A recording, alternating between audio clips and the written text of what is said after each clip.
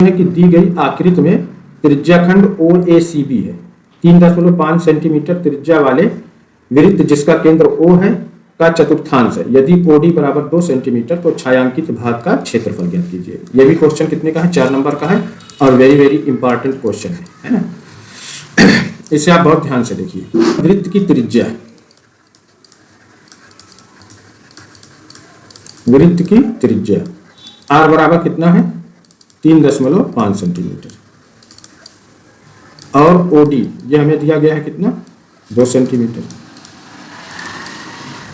तो सबसे पहले हम क्या करते हैं कि ये जो हमारा त्रिभुज है कौन सा? OBD है ना, इसका हम क्षेत्रफल ज्ञात कर लेते हैं है ना। इस त्रिभुज का हम क्या करेंगे? इसका सबसे पहले हम इसका क्षेत्रफल निकाल लेते हैं। तो देखो बच्चों, त्रिभुज BOD का क्षेत्रफल होता है 1/2 गुणे आधार गुणे ऊंचाई।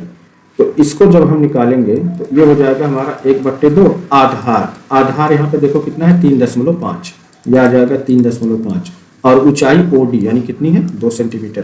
तो 2 से 2 हमारा कैंसिल हो जाएगा, यह आ जाएगा हमारा 3.5 सेंटीमीटर या 3.5। इसको हम फ्रैक्शन लिखें तो दशमलव के लिए 1 और दशमलव के बाद 1 अंक है तो 1 0। यह आ जाएगा हमारा कितना? 35/10। यहाँ से हम काट देते हैं तो 5 7 35 और 5 दूना के 10 यानी कितना आ जाएगा? 7/2 सेंटीमीटर। ये किसका आएगा? ये त्रिभुज BOD का क्षेत्रफल आ जाएगा।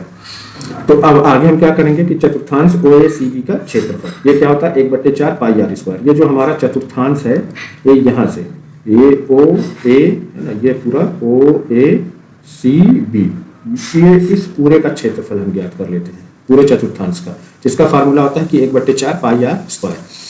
तो अब यहाँ पर सबकी हम वैल्यू रखते हैं। तो देखिए 1/4 गुणे, अब पाई का मान यहाँ पर हम क्या रखते हैं? 22/7। ठीक है। R ये हमारी क्या है? त्रिज्या है। तो R त्रिज्या कितनी है? 3.5 सेंटीमीटर। स्क्वायर है तो इसका हम 2 बार गुणा करेंगे, 3.5 गुणे 3.5। अब आगे देखो आसानी के लिए आप ये देखो 22/7 30/10 गुणे 35/10। तो 35/10 को जब आप काटेंगे 7/2 आएगा है ना, डायरेक्ट वो भी हम रख सकते थे। तो यहाँ पर हम काट लेते हैं। देखो 7 × 35 ये कट जाएगा और 5 × 5 5 दूना के 10 ये हो गया और यहाँ पे देखो 2 दूना के 4 और 2 ग्रहणियम कितना हो जाएगा? 22। फिर यहाँ पे देखो हम काटेंगे तो ये 5 7 35 हो जाएगा और ये 5 दूना के 10 हो जाएगा। सारी वैल्यू हमारी कट हो रही है तो 11 और 7 का हम गुणा करेंगे तो 11 7 कितना आ जाएगा? 77 और ये 2 दूना 4 दूना कितना हो जाएगा? 8 यानी 77/8 सेंटीमीटर स्क्वायर। ये आ जाएगा हमारा किसका? चतुर्थांश OACB का क्षेत्रफल। ठीक है। और यहाँ पर ये भी देखिए स्क्वायर में आ जाएगा, ये भी क्षेत्रफल है।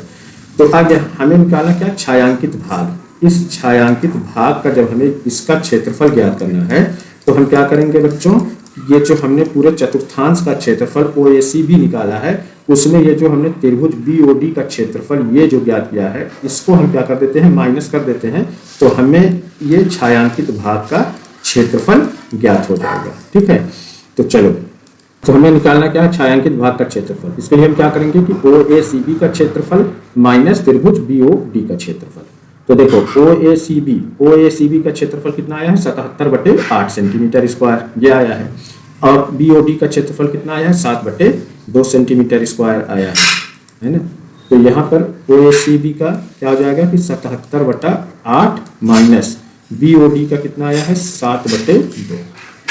तो देखो 8 और 2 का जब आप LCM निकालोगे लासा तो कितना आ जाएगा? 8। कैसे? देखिए 8 और 2 का हमें ज्ञात करना है तो बड़ी संख्या 8 है और छोटी संख्या 2 है। तो 2 से जब हम बड़ी संख्या में भाग करते हैं तो ये पूरी विभाजित हो जा रही है, 2 चौक 8। तो जब छोटी संख्या बड़ी संख्या को पूरी तरीके से विभाजित कर देती है तो बड़ी संख्या क्या बन जाती है? लासा। तो लासा बन गई है 8 और 2 से 8 में भाग देने पर कितना आता है? 4। तो हम 4 का इसमें गुणा कर देंगे तो ये देखिए हमारा 77/8 माइनस 4 7 कितना हो जाएगा? 28 और ये हो जाएगा 4 दूना के 8। अब हर देखो बराबर हो रहा है तो आप क्या करेंगे कि 77 में से 28 निकाल देंगे और एक हर आप कॉमन ले लेते हैं यहाँ पर 8। तो 77 में से 28 आप निकाल दीजिए तो यहाँ पर देखो कैरी लेगा उधार हो जाएगा 17। 17 में से 8 निकालेंगे तो कितना आ जाएगा? 9 और यहाँ बच्चा है 6। 6 में से 2 निकालेंगे कितना बचेगा? 4 आ जाएगा 49/8 सेंटीमीटर स्क्वायर। ये किसका आएगा? ये छायांकित भाग का क्षेत्रफल आएगा और यही हमें प्रश्न में ज्ञात करना था। यही हमारा फाइनल आंसर हो जाएगा।